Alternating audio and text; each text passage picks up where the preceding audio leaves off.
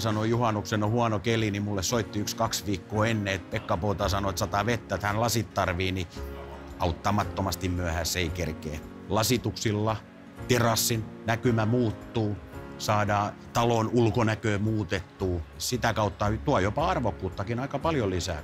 Onko Vision lasiterassilla mietitty se, että jos asiakas tarvitsee siihen mahdollisesti rahoitusta, onko olemassa erilaisia rahoitusratkaisuja? Kyllä, saadaan osamaksulla. Jos ei ota erissä, niin silloinkaan lasku ei tule kerralla. Eli ensin on pieni etumaksu ja sen jälkeen valmistusasteen mukaan. Ja sitten kun työ on tehty ja hyväksytty, tulee loppulasku.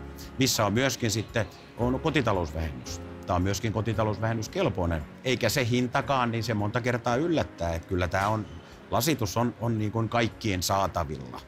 Että se ei ole hintakysymys.